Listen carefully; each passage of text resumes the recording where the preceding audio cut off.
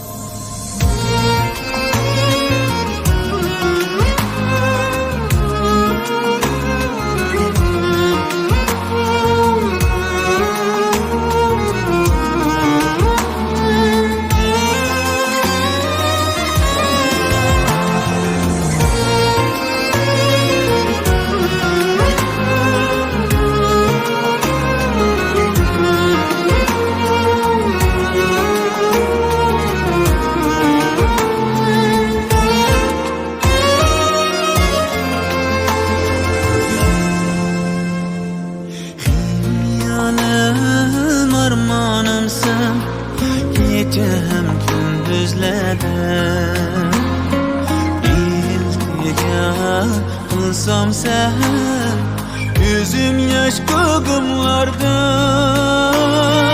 İzledim her an seni olmadı sendin sada Soruysam bilmez kişi bu cihan dilsiz bana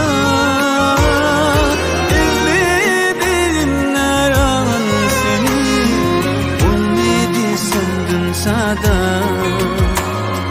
Soruysam bilmez kişi bu cihan dilsiz bana Sevinip seni nigar azaplı hicranda Yüreğim ezildi vücudum soğukladı Bilmedim ne sebep ettin sen kayaklarga Veslim için sevgim için gayranıma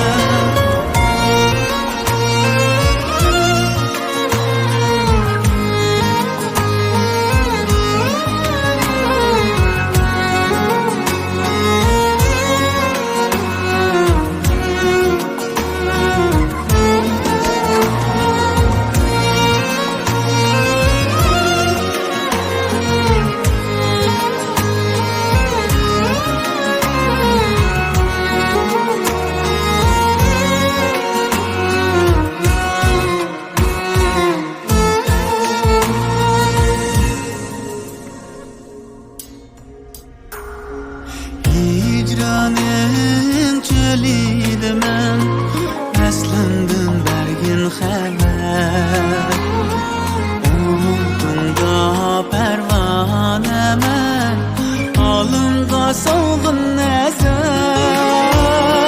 İzledim her an seni Olmadı sendin sada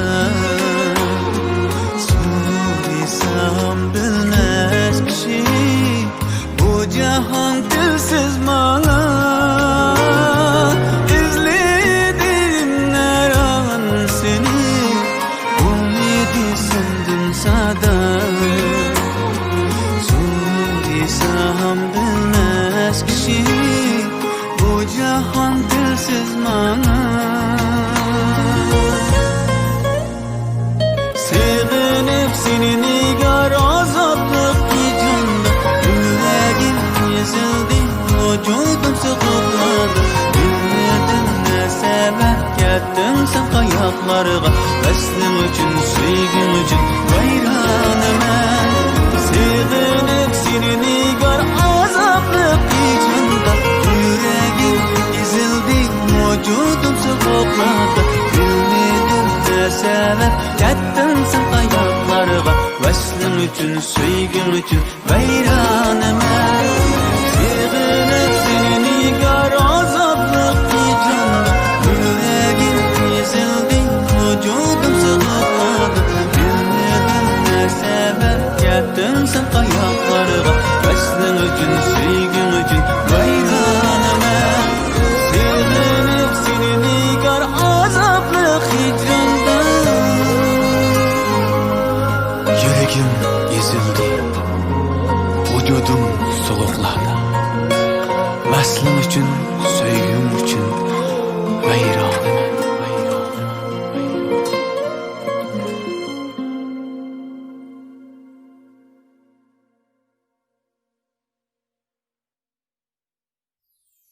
Salam dostlar, yaxshimisilar? Meni uzundan buyon qo'llab kelayotgan, naqshlarimni yaxshi ko'rib anglab kelayotgan ixlosman anglag'uchilarimizning huzuriga 99-yilda nasrdan chiqqan plastinkamdagi izladim har an seni nomli naqshini qaytadan ishlab huzuringizga sundik. Bu naqshini 80-yillarning bolalarga nisbatan ilvatganda go'zal aslima, 90 va 2000-yillarning bolalarga nisbatan yangi bir hikoyaning boshlanishi deb qarayman. Naqshning ammiy qurilishiga Urumchi, Orolbog', yemak-itmak cheklik shirkati yaqindan yordamda bo'ldi. Shu munosabat bilan bu shirkatga alohida rahmatimni bildiraman va do'stlarimizning bu shirkatninki alohida maslahati bo'lgan ne'mat qahvalarini ketib ko'rishni chin dilimdan tavsiya qilaman. Tininglar salomat bo'lsin, ishlaringizga qutlug' tilayman.